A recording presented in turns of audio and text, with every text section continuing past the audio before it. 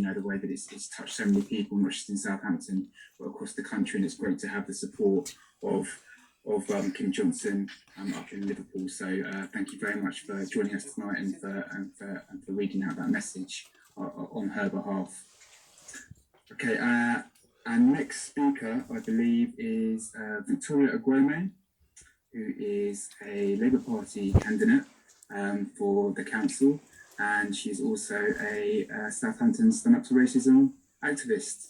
So Victoria, over to you.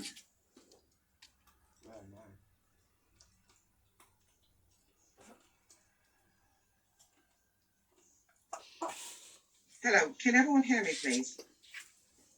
Is that better now? Okay, good. Good evening, everyone. My name is Victoria, and thank you, Steve, for the brief introduction. I am talking today as a representative of the Stand Up to Racism Iraq. And I first of all want to say it is awful and dreadful. And if any of you have watched my previous video, I used this word. It's one thing to go through the mental torture of the abusers, and another thing than to have an assault on it. That is two blows too many. And Dr. Wang, I offer my solidarity as a resident of Southampton, as a person and representing Tuva as well.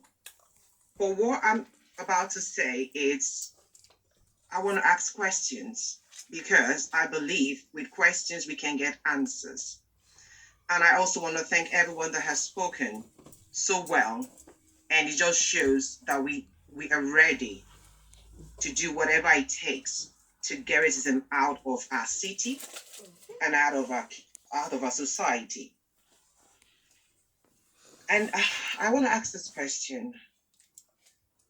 The system has to change, because it's not good enough to have few people talk about racism and put in efforts to change it. We need prominent people to stand behind this and say, enough is enough. We need more coverage in the media, more education on what racism actually is. Because you get some people that don't understand that their action sometimes come across as being prejudice. So education, for me, is key. And not only that, as a city, we are known for our welcome, friendliness, and above all, Southampton is known for its diversity. And to be in a diverse community, one thing that should bind us together is tolerance. I know COVID-19 hasn't helped with its outbreak being pushed down to China, but that is just no good reason for anyone to attack any Chinese resident here in Southampton or anywhere in the world. But I bring you guys back to what is racism.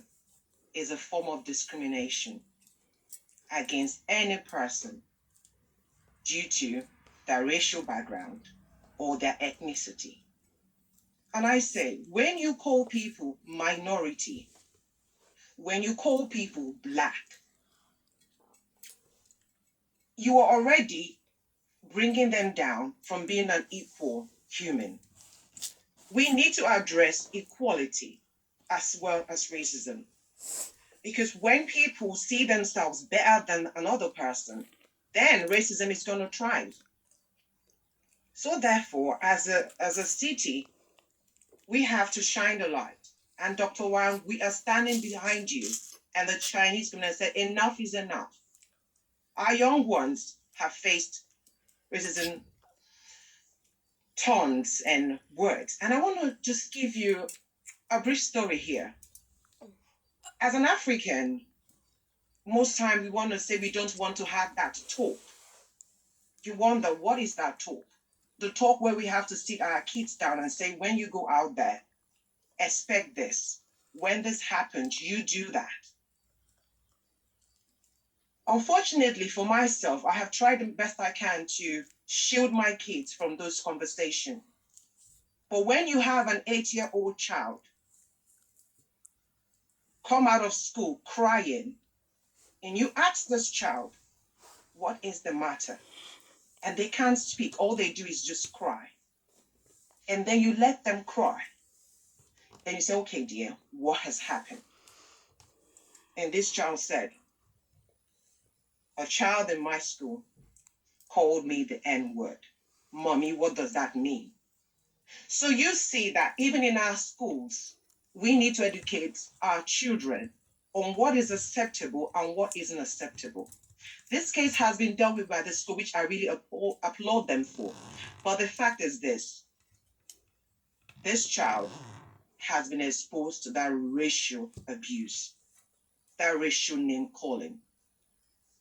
While this is all good, we need to go to the root, and the root of racism